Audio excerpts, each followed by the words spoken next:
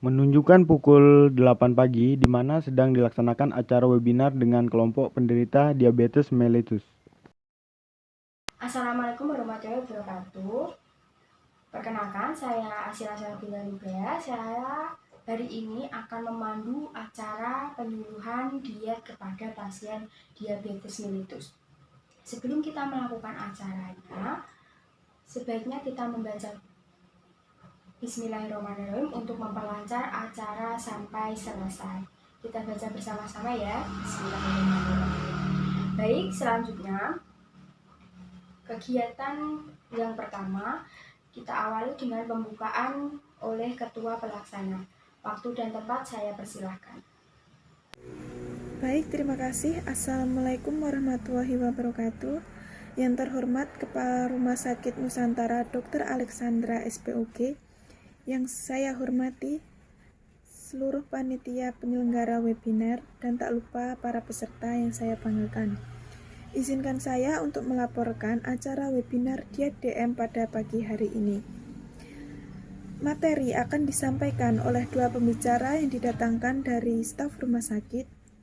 Acara dilaksanakan secara daring menggunakan platform Zoom Meeting dan dihadiri oleh 20 orang peserta.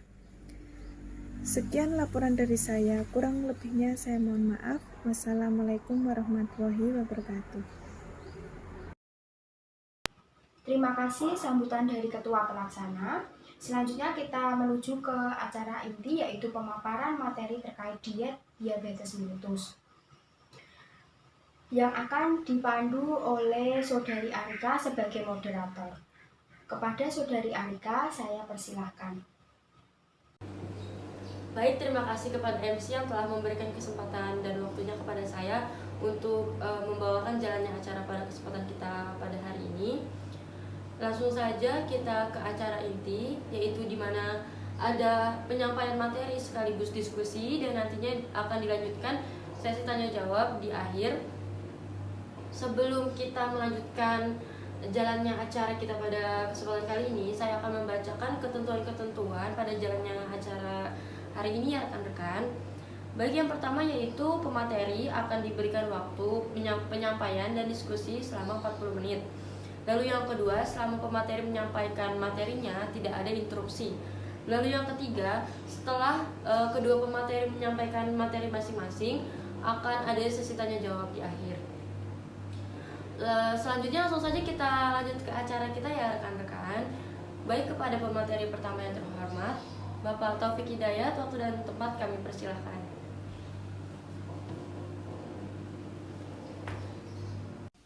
Assalamualaikum warahmatullahi wabarakatuh. Untuk yang pertama, saya berterima kasih kepada moderator atas kesempatan yang diberikan kepada saya untuk menyampaikan materi yang sangat penting ini. Nah, di sini hadirin yang saya hormati, saya di sini akan menyampaikan materi mengenai diabetes mellitus. Sebelumnya, apakah Bapak dan Ibu tahu apa itu penyakit diabetes mellitus?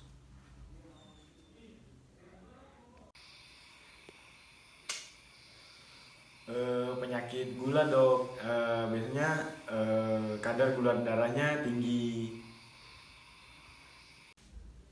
Nah, baik, benar sekali.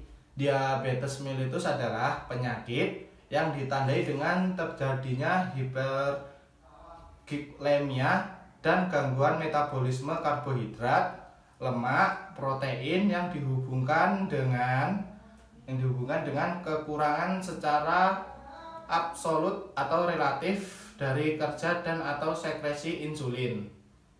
Nah, jadi karena insulin ini jumlahnya kurang dari kebutuhan, sehingga pengolahan nutrisi seperti karbohidrat, lemak, dan protein menjadi terganggu sehingga mengakibatkan penyakit DM ini ya.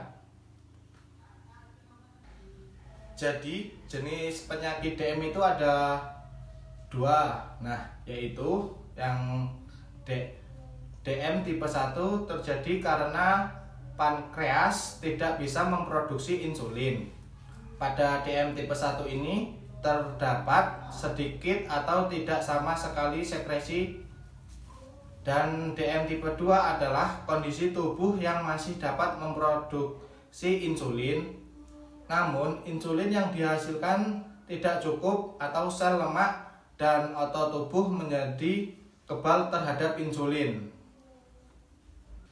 Nah, untuk selanjutnya penyebab dari penyakit DM tipe 2, faktor penyebab DM tipe 2 diantaranya yaitu ada genetik, obesitas, aktivitas fisik, umur, gaya hidup yang salah, dan kebiasaan makan yang tidak sehat. Jadi, diabetes mellitus tipe 2 bukan disebabkan oleh kurangnya sekresi insulin, namun karena sel-sel sasaran insulin gagal atau tidak mampu merespon insulin secara normal. Keadaan ini lazim disebut sebagai resistensi insulin. Nah, untuk resistensi insulin banyak terjadi akibat dari obesitas dan kekurangan aktivitas fisik serta penuaan. Nah, pada penderita diabetes mellitus tipe 2 dapat juga terjadi produksi glukosa hepatik dan berlebihan, namun tidak terjadi pengrusakan sel-sel B Langerhans secara autoimun seperti diabetes mellitus tipe 2.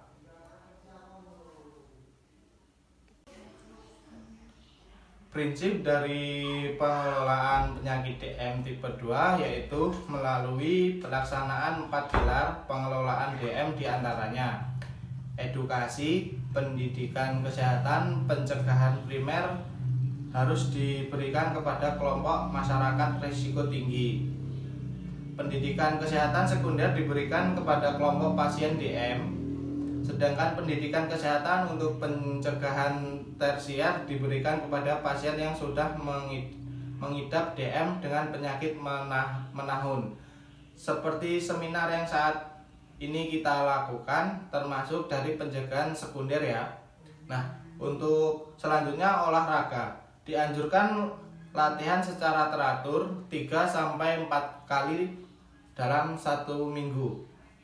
Nah, selama kurang lebih 30 menit. Sebagai contoh adalah olahraga ringan, jalan kaki bisa selama 30 menit. Nah, untuk selanjutnya hindarkan kebiasaan hidup yang kurang gerak atau bermalas-malasan. Lalu obat-obatan oral hipoglikemik, insulin, dan yang terakhir diet nutrisi. Nah, pada penyandang diabetes perlu ditekankan pentingnya keteraturan makan dalam hal jadwal. Komplikasi DM dibagi menjadi 2 kategori, yaitu komplikasi akut. Hiperglikemia adalah apabila kadar gula darah meningkat secara tiba-tiba dapat berkembang menjadi keadaan metabolisme yang berbahaya, antara lain ketoasidosis diabetik, hiperosmoler non ketotik, dan kemolaktoasidosis. Komplikasi kronis, komplikasi makrovaskuler, komplikasi makrovaskuler yang umum berkembang pada penderita DM adalah trombosit otak, pembukuan darah pada sebagian otak, mengalami penyakit jantung koroner, gagal jantung kognitif, dan stroke. Nah, sebelum materi saya akhiri, apakah ada peserta yang mau menyampaikan kembali mengenai jenis DM dan juga penyakit DM tipe 2 ini pada Bapak dan Ibu? Saya, Pak. Baik, silahkan. Jenis DM ada dua, Pak, tipe 1 dan tipe 2. Kemudian untuk penyebabnya yaitu genetik, obesitas, aktivitas fisik, usia, gaya hidup yang salah, dan kebiasaan makan yang tidak tepat. Baik, betul sekali. Terima kasih. Lalu untuk 4 pilar yang tadi saya sampaikan adalah yang bisa mengulangi lagi. Saya. Baik, silahkan disampaikan. Tadi ada 4 pilar. Pertama, edukasi. Kedua, olahraga. Ketiga, obat-obatan. Keempat, diet nutrisi. Benar sekali, terima kasih. Kalau begitu, sekian materi yang saya sampaikan. Kurang lebihnya saya mohon maaf. Wassalamualaikum warahmatullahi wabarakatuh. Baik, terima kasih kepada Bapak Taufik Hidayat yang telah menyampaikan materinya. Sangat bagus dan bermanfaat sekali ya kepada kita rekan-rekan. Baik, selanjutnya sebelum kita lanjut ke sesi tanya jawab, kita akan mendengarkan kembali materi yang kedua, yaitu dari Ibu Sinta Damayanti. Baik, kepada pemateri kedua yang terhormat, Ibu Sinta Damayanti, waktu dan tempat kami persilahkan. Baik, terima kasih atas kesempatan yang telah diberikan pada saya untuk menyampaikan materi mengenai diet nutrisi pada penderita penyakit diabetes mellitus. Baik, yang pertama saya akan menyampaikan perhitungan kebutuhan kalori dan zat gizi yang sesuai status gizi penderita diabetes mellitus. Berdasarkan tinggi rendahnya gula darah, tepat jenis dengan memperhatikan atau mengontrol indeks glikemik dari setiap bahan makanan yang dikonsumsi. Pengontrolan indeks glikemik dapat membantu mencegah timbulnya komplikasi penyakit diabetes mellitus ini. Kemudian, tepat jadwal makan sesuai, yaitu 3 kali makan utama, kemudian 2 sampai 3 kali makan selingan, kemudian dengan interval lebih sering dan dalam porsi kecil. Kemudian selanjutnya yaitu ada jenis bahan makanan. Jenis makanan yang dikonsumsi dapat disesuaikan dengan konsep piring makan model T, yaitu yang terdiri dari kelompok sayuran, kemudian karbohidrat dan protein, dan bagian pentingnya adalah pengolahannya. Tidak menggunakan gula, garam, serta protein yang berlebih. Lalu makanan apa saja yang harus harus dibatasi atau dihindari? Ada banyak ya makanan dan minuman yang harus dibatasi, yaitu ada gula, kemudian sirup, kemudian makanan cepat saji, dan ikan asin dan lain sebagainya. Adapun tujuan dari diet bagi penyakit diabetes mellitus adalah membantu pasien untuk mengontrol metabolik yang baik, kemudian asupan zat gizi berperan dalam pengendalian kadar gula darah pada pasien diabetes mellitus. Karena beberapa zat gizi antara lain karbohidrat, protein, kemudian lemak yang bersumber dari bahan makanan yang dikonsumsi setiap hari, makanan yang berserat tinggi akan berperan dalam pengontrolan pengosongan lambung lebih lama, sehingga pasien diabetes mellitus akan tidak cepat lapar, seperti itu. Baik, itu saja materi yang dapat saya sampaikan. Sebelum saya akhiri, saya akan mengulang lagi dan saya akan memberi pertanyaan kepada peserta. Adakah yang bisa mengingat pedoman diet diabetes mellitus? saya. Oh iya baik, silakan jawab. Pedoman diet ada yang disebut dengan 3J. 3J itu jumlah, jenis, dan jadwal. Jumlah yaitu jumlah untuk kalori dan asupan. Dan kemudian jenis yaitu jenis karbohidrat, sayuran, dan protein. Dan yang terakhir yaitu ada jadwal. Jadwalnya yaitu 3 porsi setiap hari. Baik, sekian jawaban saya. Iya benar sekali ya, jawabannya benar. Terima kasih jawabannya. Lalu pertanyaan yang kedua atau yang terakhir, apa tujuan dari diabetes mellitus? Silahkan yang mau menjawab. Saya izin menjawab. Baik, silahkan. Tujuan diet DM yaitu untuk membantu pasien memperbaiki kebiasaan makan dan mengatur asupan makanan sehari-hari sehingga memperbaiki metabolik tubuh menjadi lebih baik. Baik, jawabannya benar sekali ya. Terima kasih atas jawaban-jawabannya dari peserta. Kalau begitu, saya akhiri penyampaian materi dari saya. Ada kurang dan lebihnya saya mohon maaf. Wassalamualaikum warahmatullahi wabarakatuh. Baik, terima kasih kepada Ibu Sinta yang telah menyampaikan materinya dengan sangat menarik. Baik hadirin sekalian, demikian sudah dilakukan penyampaian materi dari kedua pemateri kita, yaitu Bapak Taufik Hidayat dan Ibu Sinta Damayati. Kita beri tepuk tangan terlebih dahulu. Semoga ilmu yang kita dapatkan bisa bermanfaat ya rekan-rekan. Baik, selanjutnya kita lanjut ke acara selanjutnya, yaitu sesi tanya jawab. Bagi peserta yang ingin bertanya, acungkan tangannya lalu nyalakan mic-nya ya. Lalu sampaikan identitas dan pertanyaan apa yang ingin ditanya dan tujuannya bertanya kepada siapa. Baik, bagi yang ingin bertanya saya persilahkan. Assalamualaikum warahmatullahi wabarakatuh.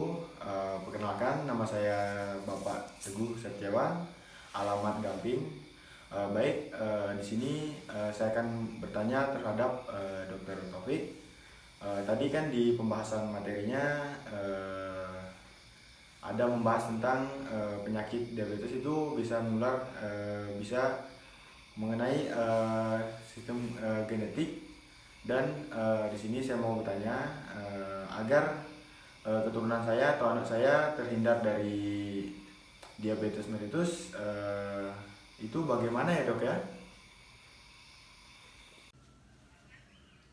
Baik Bapak Teguh. Nah, di sini jawabannya tidak bisa ya Pak ya. Nah, untuk peluang memiliki keturunan diabetes dalam riwayat anggota keluarga tentu menjadi suatu hal yang perlu diperhatikan. Nah, meskipun demikian, tak perlu khawatir. Beberapa hasil penelitian menyebutkan bahwa menerapkan pola makan sehat dan olahraga secara teratur merupakan beberapa cara untuk mencegah keturunan diabetes tipe 2. Nah, untuk jawaban di sini apakah Bapak Teguh sudah memahami dan mengerti? Terima kasih kepada Bapak Taufik atas jawabannya yang sangat memuaskan ya. Dan di sini saya sudah mengetahui bagaimana sih cara mencegah dari dini penyakit diabetes mellitus dan cara makanan yang harus dikonsumsi dan makanan yang dihindari. Baik, terima kasih. Baik Bapak Teguh, kalau sudah paham dan baik buat Bapak dan Ibu, mungkin sampai di sini mengenai pendidikan kesehatan diet DM dari saya. Dan pada kesempatan hari ini saya akhiri. Wassalamualaikum warahmatullahi wabarakatuh.